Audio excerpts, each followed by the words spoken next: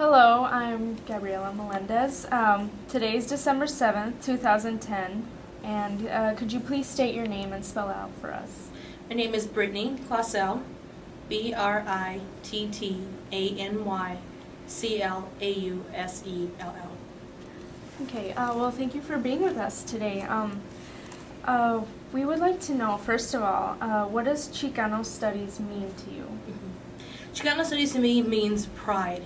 When I first came to the University of Minnesota, I was from a small suburb and I didn't go to school with a lot of students of the Chicano background. I myself, being Latino, wanted to find an opportunity to study with people like me. So when I got to the university, I found that I was able to get into this program and learn a lot about it. So I found pride, I found community, and I found social justice. Do you feel that you connected well with other students and your teachers and staff, and about that pride and connection with your Latino sons? Yes. I felt that was one of the reasons that really pushed me to study Chicano Studies. In the beginning, I was a Spanish major, and I hadn't really considered Chicano Studies as a double major. I considered it as a minor. So when I started joining the La Raza Student Cultural Center, I met other students that were like me, and they told me about Chicano Studies, and from that point, I wanted to study with them. It was important for me to be in the classroom with other peers like me. I never had that experience, and Chicano Studies gave me that way to do so. Good. Thinking about your time studying Chicano Studies, how did the focus of that class impact you and how you think about or view the world? Well, I always wanted to be a teacher, and that was my main reason for going to the university. And when I took Chicano Studies classes, I really found that a lot of students did not know a lot about their heritage, and for that reason, we were in those classes. And for me, being part of those classes and learning about how education, the system has sometimes failed us, where we don't learn about our history, or we don't see our image represented, I wanted to change that. So taking those classes, it gave me an awareness that I now use as a teacher. So I teach other students about things that I didn't know when I was in high school, and things that I learned through college that have to do with the Chicano Latino community. These things that you teach your students, are they about finding their identity and finding that connection in their Latino community? It's a lot about pride and just being proud of who you are. Many times we're told not to speak Spanish. Many times we're told not to know who we are. And I want to make sure that people are proud of who they are, that they know who they are. So when we do projects, when I teach Spanish, I like for them to investigate Latin American culture, but as well as Latin culture that's here in the United States. So we do many projects. I have them ask questions to their ancestors. They can talk to grandparents. They can learn a lot about themselves. And we put projects together, and therefore they know more about themselves. And since you started at the university, you've been wanting to be a teacher or a professor? Yes. So you use that opportunity to teach your students about that, the importance of that pride. Yes, I use Chicano Studies as a way for me to, an avenue for me to teach other students and to really have them to recognize who they are. As a result, many students have been interested in the program, and they have taken an initiative to look into it when they're applying to the U. How do you feel about that impact you have on your students, that after they learn about it from you, that they want to learn more about it and get themselves applied to it? How do you feel about that? Do you feel proud of yourself and proud of them? I feel very proud because I was not offered that opportunity when I was in high school. I didn't know that ethnic studies programs existed, and nor did I know anything about having separate ethnic studies programs. For me, it's very important that people find a place where they can belong. It's a big university, so for people to have faculty that care about them at home, really inside this big university, is very important to me.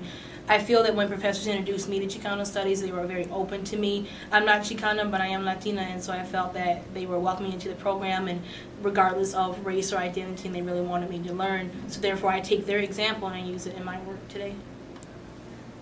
And how specifically did studying Chicano Studies impact your career? It gave me another avenue to use my social justice background. I have a minor in that. It gave me a way to work with the Chicano Latino community, whether it be through volunteering or through teaching. So it gave me a way to use the teachings. What do you see as a vision for Latinos in the U.S.? I see that we all need to work together regardless of citizen status or anything of that matter. We all need to band together. Us, along with other groups, we all just need to come together because there's so many issues that we all share. Through Chicano studies, I learned that a lot of the struggles that Mexican Americans had, Puerto Rican Americans have, African Americans have, Native Americans have, women, we all share those same struggles, and by coming together, that would help us in these struggles. So despite the fact that there may be stereotypes and assumptions that Chicano studies is strictly for Chicanos or Latinos, but do you recognize that it's about everybody, really?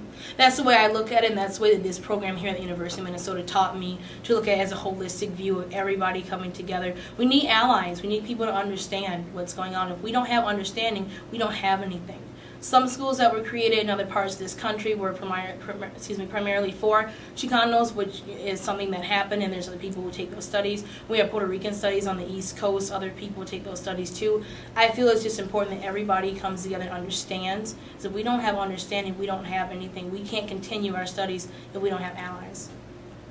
How else do you think that classes like Chicano studies benefits the university as a whole or individuals? It gives people a difference. It gives people an opportunity to learn things that we don't normally learn in other classes. It really gives community. It gives hope that we can study who we are, how we have impacted a community, and gives us a better sense of what we're doing today and in the future.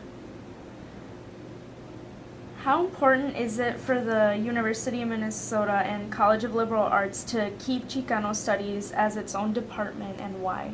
It's very important to keep it a part of liberal arts and it's its own department, because we have so many things to teach others. We have so many courses to offer, and by putting them all together or eliminating the resources that we have would really just be a shame. For me, when I was able to see how many courses were available to me, all the professors and their knowledge, it just opened up a new world for me. To cut any of that or to put anything together would just make it less important, when this is definitely an important issue to keep separate and to keep it alive here at the university. Do you think the university and staff recognize the importance of Chicano studies, or do you feel that they need more awareness of what it's about? During my time here, I felt that many people had awareness of the issues that were going on with our department. Being that we're celebrating the history of this department, it's always nice to recognize and remember what people have struggled to get this far. For me, it was really important to know how many people had joined in those struggles in order to have what we have. I feel awareness is always important. Sometimes people will undermine what the studies are because they don't know, and so making them aware will give them a better understanding of why we study what we study. Were there any ways that you remember that Chicano studies influenced your political views, or you recognize how your peers, their political views changed or perhaps were enforced by the class? Sure. I myself am not a really political person. I do get involved with elections and listen to what's going on. I myself not very political. But through those classes, it helped me open my eyes to what is going on in the community. Therefore, I participated in many activities dealing with the DREAM Act. I worked with communities and I volunteered with issues that affect not only the Latino community, but people who were involved with that. And so for me, it was just an eye-opening experience about what's going on, and it led me to get involved. Therefore, now I continue with my political activism. How have you used what you've learned in Chicano studies outside of perhaps teaching at the university? I use it just in my everyday life, just when I'm listening to the news, I have an understanding of what's going on. I look at maybe what's not there, so when people aren't represented, I look and I think about what we learned in class and how others should be represented. When I talk to other people who maybe don't even know what Chicano is, I can actually tell them what it means. I can talk about how Chicanos and Latinos are together and what we're learning in school and just kind of how we are as a people. Sometimes people don't understand cultural issues, so I like to tell them about that based on what I've learned. Do you think that not enough people know about cultural issues that you've learned in Chicano studies? Perhaps it was an eye-opening experience for you, and do you see it as something that many people lack? Mm-hmm. I took a course called Latinos in the U.S., and that was a very informative class, and I found a lot of people didn't know, one, how many Latinos are in the United States, how our impact is very important, our history, what we've done. And so for that reason, I feel that those classes are very important. Awareness is always key. Sometimes you were in class with people who also had heritage and they weren't sure of what their people had done. Sometimes people were very new to everything. So it was a really eye-opening experience. There was a lot of education. I found it was really nice to exchange information, that I could teach somebody something, they could teach me, and through that we could learn more about what we were studying. Since you consider it as an experience teaching to someone and having them teach to you. How is that currently applying to you concerning your classes and your students? Sure. How do they teach you in a way that you experienced in Chicano studies? Right. Well, every day I face that with teaching. Last year teaching high school Spanish, I took it beyond Latin American culture. We talked about Latino culture here in the United States and how that was impacted. It was in a community where there were quite a few Latino students, and they were friends with these students, but they didn't really know what they did on certain holidays or certain events, and so I would use that opportunity as an avenue to teach them about the culture. Teaching the class here at the university, there's not very many Latino students here in the class, so therefore when there's an opportunity to teach them about what we do sometimes with certain assignments or teaching about college and being first-generation students, I'd like to bring those things up that I learned and give them another perspective. In what other ways do you think that the things you learn in Chicano studies apply to other things? For example, there's cultural issues. What about age or gender issues? How do you think these type of things apply to other topics as well? Gender issues was something that was really eye-opening for me. I didn't really know a lot about that before I started, about kind of how Chicano Latinos view gender. I know in certain communities we don't talk about those issues, are very taboo, as to say. So taking these courses where we could read books that were forbidden or by people who really, their voice wasn't heard, we could actually read these books and now be part of that knowledge. I was very inspired by that. I think that's all. Thank you so much for your time. We will write up the transcripts and send you a copy within 2 weeks.